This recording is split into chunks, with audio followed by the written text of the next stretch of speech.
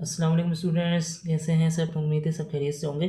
तो आज जो है हम चैप्टर नंबर 1 फिजिक्स का क्वेश्चन न्यूमेरिकल नंबर 9 कर रहे हैं, क्वेश्चन नंबर 9। ठीक है, पिछली वीडियो में हमने क्वेश्चन नंबर 8 तक कर लिया था, तो अब हम क्वेश्चन नंबर 9 करेंगे। क्वेश्चन नंबर 9 में क्या कहा जा रहा है? Calculate the root mean square speed of hydrogen, यानी कि वही VRMS मालूम करना है हाइड्रोजन मॉलिक्यूल का। तो क्या क्या हमें चीज़ें दी हुई, टेम्परेचर दिया हुआ है, डेटा बना लेते हैं। गिवन गिवन में क्या क्या आ गया हमारे पास? टेम्परेचर आ गया,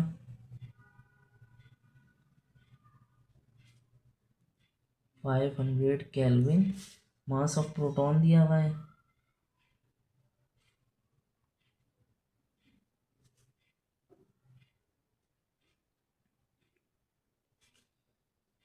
एंड के की वैल्यू दी हुई है जो कि वो कांस्टेंट होती है। ये हो गया, ठीक है, मॉलिक्यूल केल्विन। अच्छा, तो कौन सा फॉर्मूला लगेगा? रिक्वायर्ड में हम लिख देंगे VRMS लिख देंगे। रिक्वायर्ड आ गया, रिक्वायर्ड में हम लिख देंगे VRMS मालूम हमें करना है।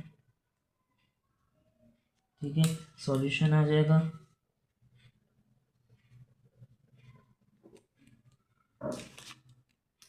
ठीक है, सॉल्यूशन आ गया।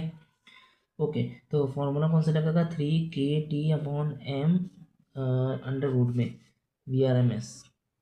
ठीक है, एक तो वो वाला फॉर्मूला था जो होता है 3P/ρ डेंसिटी यानी, तो और दूसरा फॉर्मूला होता है 3KT/m। ये दो फॉर्मूला होता है VRMS मालूम करने के लिए। अच्छा, हमारे पास में के भी है, टेम्परेचर भी है, मास भी है, तीनों चीज़ें हैं, हम डायरेक्ट फॉर्मूला लगा सकते हैं। लेकिन इसमें एक और चीज़ है, मास ऑफ प्रोटॉन सिर्फ दिया हुआ है हमें। अच्छा, हमें मालूम क्या करना है? Calculate the root mean square speed of hydrogen molecule. Molecule है यानी हाइड्रोजन मॉलिक्यूल क्या होता है? H2 होता है, H2, यानी इसमें 1 प्रोटॉन और 1 इलेक्ट्रॉन होता है। तो हम जो है, जो हमें मास दिया हुआ है, इसको मल्टीप्लाई बाय 2 करेंगे हम। क्या करेंगे हम? यानी कि मास ऑफ प्रोटॉन को मैं इसको MP लिख देता हूँ। MP जो है वो 2 मल्टीप्लाई बाय करेंगे हम 1.67 एक्सपोनेंट -27। तो क्या आंसर आ जाएगा?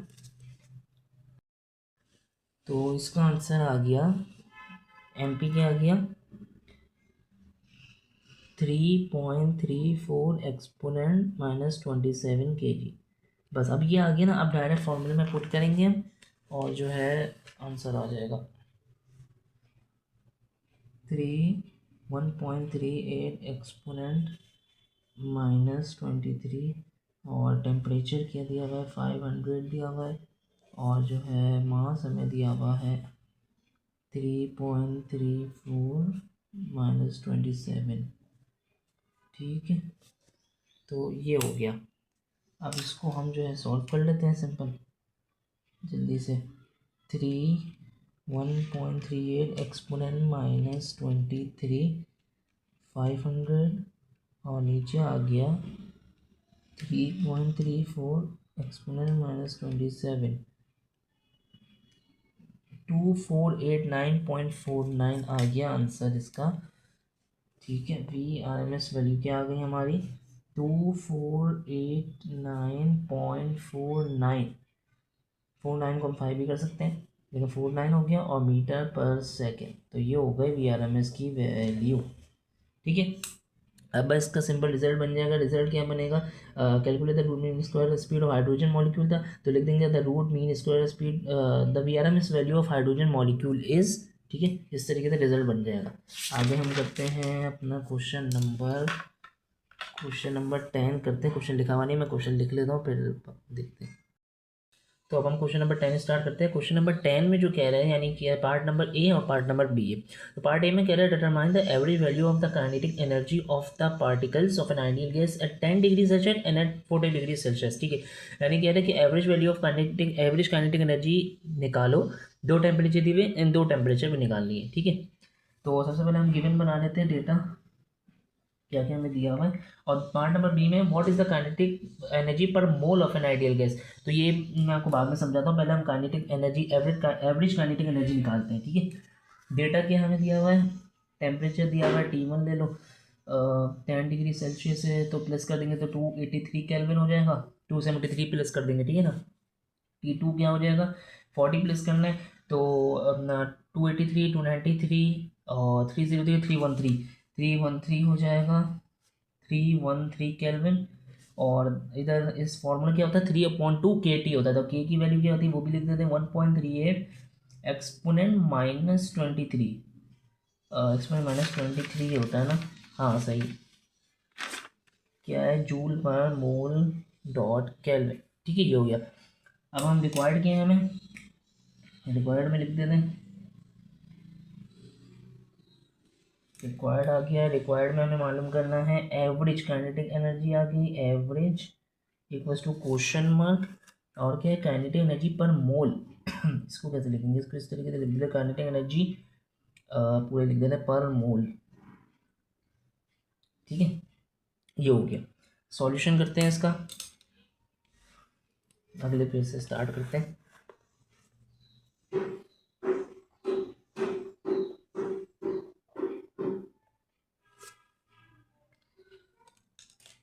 सॉल्यूशन चलो, फॉर्मूला क्या है काइनेटिक एनर्जी का, फॉर्मूला है एवरेज काइनेटिक एनर्जी का 3/2 kT।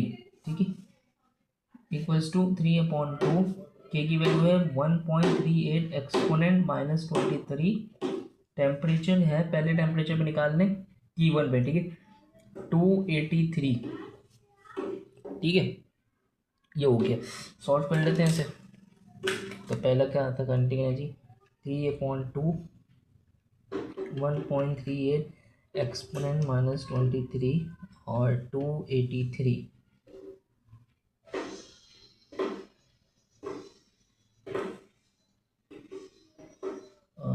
आंसर आ गया इसका। ठीक है तो इसका आंसर क्या आ गया, इसका आंसर आ गया 5.86 एक्सपोनेंट -21 आ गया। काइनेटिक एनर्जी पहली एवरेज काइनेटिक एनर्जी एवरेज। ठीक है और क्या जूल, ये एक हो गई। दूसरा भी निकाल लेते हैं, एवरेज टू 3/2 kT, 3/2 के की वैल्यू वही 1.38 एक्सपोनेंट -23 और इधर आ जाएगा 313। तो इसको भी कैलकुलेट कर लेते हैं 3/2 1.38 एक्सपोनेंट -23 और 313। क्या आंसर आ रहा है 6.4 एक्सपोनेंट -21 और जूल काइनेटिक एनर्जी आ गई। ठीक है ये दोनों निकल गई, मतलब पार्ट नंबर ए जो था हमारा वो हो गया कंप्लीट। ठीक है पार्ट नंबर बी में क्या करना है। अच्छा एक बात बताओ, जो ए इसमें मुझे what is the kinetic energy per mole of an ideal gas. ठीक है एट दिस टेम्परेचर, इन दोनों टेम्परेचर पे। अच्छा तो क्या होता है देखो, काइनेटिक एनर्जी जो एवरेज हमने अभी निकाली ना, ये जो है एक मॉलिक्यूल की है, यानी कि वन मॉलिक्यूल की काइनेटिक एनर्जी है। अब वो बोल रहा है कि काइनेटिक एनर्जी पर मोल निकालो, तो एक मोल में जो है कितने मॉलिक्यूल्स होते हैं 6.02 एक्सपोनेंट 23 मॉलिक्यूल्स होते हैं एक मोल में। तो हमारे पास एक मॉलिक्यूल की एनर्जी है। अब हमें कितने मॉलिक्यूल्स की एनर्जी चाहिए 6.02 एक्सपोनेंट 23 मॉलिक्यूल्स की एनर्जी चाहिए। तो हम क्या करेंगे, जो एक मॉलिक्यूल की एनर्जी है, वन मॉलिक्यूल की एनर्जी जो है, उसको मल्टीप्लाई बाय हम उतने कर देंगे कि कितने मॉलिक्यूल्स के कितने मॉलिक्यूल्स की एनर्जी चाहिए। तो कितने, यानी वन मोल बराबर होता है 6.02 एक्सपोनेंट 23 मॉलिक्यूल्स के। तो सिंपल हमें करना क्या है इसमें, काइनेटिक एनर्जी पर मोल निकालना है, यानी एक मोल में बताना है। तो हमें पता है कि वन मोल, मैं लिखता भी रहता हूँ कि वन मोल जो कि बराबर होता है 6.02 एक्सपोनेंट 23 मॉलिक्यूल्स के। ठीक है ये समझ आई बात। ठीक है ये होता है। अब हमारे पास क्या एक मॉलिक्यूल की है, सिर्फ वन मॉलिक्यूल की एनर्जी है, ये जो हम निकाल रहे हैं एवरेज, ये एक मॉलिक्यूल की एनर्जी है। तो अब हम क्या करेंगे, इसी नंबर को मल्टीप्लाई बाय कर देंगे हमारे जो आंसर आए हुए, यानी काइनेटिक एनर्जी 5.86 10⁻21 जो है उसको हम मल्टीप्लाई करा देंगे एवोगैड्रोस नंबर से 6.02 10⁻23। और ये वीडियो ज़रा रुक गई थी तो रिकॉर्ड नहीं हुआ, मैंने ये कर दिया था जैसे हमने लास्ट आई थिंक यहाँ ख़त्म हुआ था ना लास्ट उसमें। ठीक है तो हम बस इसको मल्टीप्लाई कर देंगे और जो है ये आंसर आ जाएगा। और आगे भी जो है 6.4 जो हमने सेकंड वैल्यू निकाली थी अपना उसकी सेकेंड 40 डिग्री सेल्सियस पे, तो इसका आंसर भी इस तरीके से आ जाएगा। ठीक है, ये दोनों वैल्यूज़ आ गई हैं। अब जो है क्या करना है, हमें रिज़ल्ट लिखना है, तो रिज़ल्ट हम लिख देते हैं।